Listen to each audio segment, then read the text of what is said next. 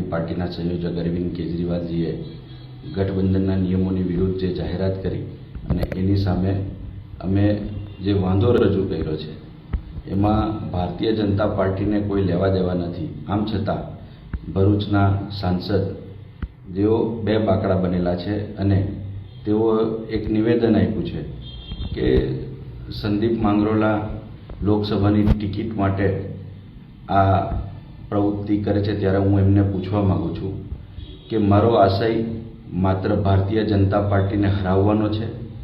મેં લોકસભા માટેની કોઈ દાવેદારી કરી નથી. પાર્ટી મને જે જવાબદારી આપશે, જે ભૂમિકા આપશે એ ભૂમિકા હું નિષ્ઠા અને પ્રમાણિકતાથી નિભાવવાનો પૂરેપૂરો પ્રયત્ન કરું છું. પણ મારા તમને પ્રશ્નો છે કે તમે ભરૂચના સંસદ સભ્ય તરીકે 30 વર્ષ સુધી નિષ્ક્રિય રહ્યા. જિલ્લાના જે પ્રાણ પ્રશ્નો છે એ ઉકેલવામાં તમે સંપૂર્ણપણે નિષ્ફળ રહ્યા. માત્ર ભારતીય જનતા પાર્ટીનું જે કેન્દ્રીય નેતૃત્વ છે એ તમને જે પોપટની જેમ ભણાવે એટલું તમે અહીં આવીને બોલો છો. આદિવાસીઓના હક અને અધિકાર માટે તમે નિષ્ક્રિય રહ્યા છો અને જંગલની જમીનના મુદ્દા ઉપર તમારું જે નિવેદન આવ્યું છે એ સમગ્ર ગુજરાત અને દેશની અંદર મીડિયા મારફત લોકોએ જોયું છે કે આદિવાસીઓએ જંગલની જમીન ખેડવી નહીં. આદિવાસીઓને જે સરહદ આપવાની વાત છે, આજે હજારો આદિવાસીઓ અંબાજીથી ઉમરગામ સુધી સનદ વગર તડવરે છે, રોજ જંગલ ખાતાની સાથે સંઘર્ષ કરે છે. ત્યારે આમાં તમારી જે ભૂમિકા હોવી જોઈએ એક આદિવાસી સંસદ સભ્ય તરીકે એ તમે ભજવી શક્યા નથી. માત્ર ભાજપ પાર્ટીને જે મજબૂત કરવા માટેના તમારા નિષ્ફળ પ્રયત્નો છે એ અત્યારે તમારી વાણીમાં દેખાઈ આવે છે. રહી વાત ભરૂચ લોકસભાની, તો આમ આદમી પાર્ટી એ કોંગ્રેસ અને આમ આદમી પાર્ટીનું સાથેનું બીજી અનેક પાર્ટીઓનું જે ઇન્ડિયા ગઠબંધન છે અને એ ઇન્ડિયા ગઠબંધનની અંદર જે નિર્ણય થશે એ અમને માન્ય રહેશે. પરંતુ ભરૂચ લોકસભામાં ફરી હું રિપીટ કરવા માંગુ છું કે આમ આદમી પાર્ટીનો કોઈ જનાધાર નથી અને જે રીતે ભારતીય જનતા પાર્ટીને સરળ થાય રસ્તો એના માટે આદિવાસી મતદારોનો જે વિભાજિત કરવાનું કાવતરું છે એનો કાવતરાનો ભોગ આદિવાસી યુવાન ઉભરતા નેતા તરીકે ચૈતર વસાવા નહીં બને એના માટેનું મારું એમનું સૂચન છે. અને એટલા જ માટે ચૈતર વસાવાને પણ મળી અને આદિવાસી મતદારોમાં વિભાજન ન થાય એવી કોઈ પ્રવૃત્તિ તમારા મારફત ન થાય એવી વાત હું એમને પહોંચાડવા માંગુ છું. મેં રાજપીપળાની જેલ ઓથોરિટીને પણ મુલાકાત માટેનો સમય માગી અને એમને મળવા માટેની વિનંતી કરી છે, પરંતુ જેલ ઓથોરિટીએ પણ મળવા માટેનો મને લેખિતમાં પત્ર આપી ઇનકાર કરેલો છે.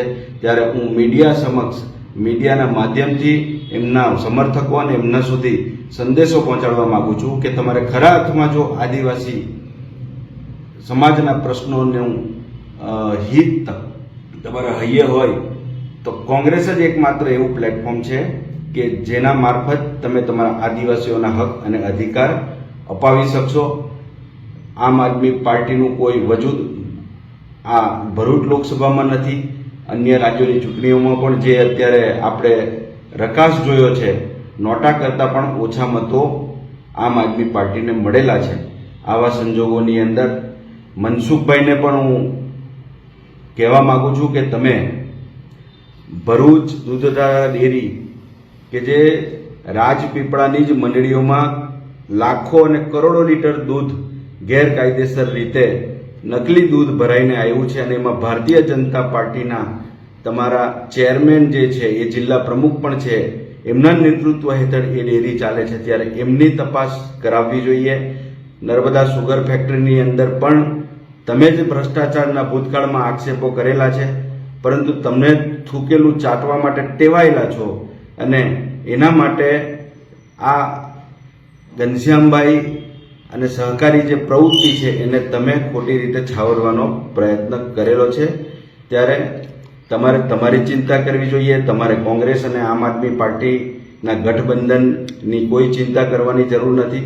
માત્ર મારો સંદેશો એટલો જ છે કે આદિવાસી સમાજ જે છે એ આદિવાસી સમાજનું વિભાજન ન થાય અને એન્ટી બીજેપી તમામ લોકો એક થઈને કોંગ્રેસના પ્લેટફોર્મ પર આવીને ઉમેદવાર ગમે એ હોય તમામને માટે કોંગ્રેસના દરવાજા ખુલ્લા છે.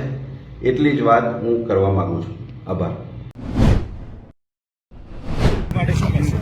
હવે હું પણ ગઈ હતી મળવા માટે, તો મને પૂછવામાં આવ્યું કાલનો પ્રોગ્રામ કઈ રીતનો રહ્યો. તો એ સાહેબને કીધું કે પ્રોગ્રામ તો સારો રહ્યો અને લોકોનો પણ સારો સાથ સહકાર હતો. ખૂબ મોટી સંખ્યામાં ત્યાં લોકો હાજર હતા અને બધા તમારા સમર્થનમાં જ આવ્યા હતા, એટલે સૌનો સારો સાથ સહકાર હતો. ઉમેદવારી જાહેર થાય પછી એમની ખુશી કેવી હતી? ખુશી તો હવે છે જ, કેમ કે આ ભાજપની સરકારે એમને આ લોકસભાની ચૂંટણી ના લડે એના માટે જ એમને આ ખોટી રીતે જેલમાં નાખ્યા છે, એટલે એમનું નામ જાહેર કર્યું એટલે વધારે ખુશ થયા છે. પબ્લિકને સંદેશો પહોંચાડવા માટે આજે કંઈ કીધું છે? કાલે તો તમે ચિઠ્ઠી વાંચી એટલે પબ્લિકને સંદેશો પહોંચાડવા માટે તો કીધું છે કે મોટી સંખ્યામાં ત્યાં લોકો હાજર રહ્યા અને મને સાથ સહકાર આપ્યો એ માટે બધા લોકોને હું ખૂબ ખૂબ દિલથી આભાર માનું છું. અને આવી જ રીતે તમે સાથ સહકાર આપતા રહેશો તો ચોક્કસ આપણે ભરૂચ લોકસભાની સીટ આપણે જીતીશું અને સરકારને આપણે દેખાડી દઈશું કે ભલે ચૈતરભાઈને જેલમાં રાખ્યા છે પણ અત્યારે સાંસદ બનીને આપણે એમને આપણે જેલમાંથી વહેલા બહાર નીકળે એના માટે કંઈ કહ્યું કે નહીં, કે કંઈક કરો, કંઈક કાનૂની કરો, કંઈક કીધું? શું કરવાના છો હવે? હવે સાહેબે કીધું છે કે જેલમાં કોર્ટમાં પણ અમે અમારી કાર્યવાહી પ્રમાણે બધું અમે ચાલુ કર્યું જ છે અને અમે મોટા મોટા વકીલો કર્યા છે, એટલે અમે તમને જલ્દીથી જેલમાંથી બહાર લઈ આવીશું.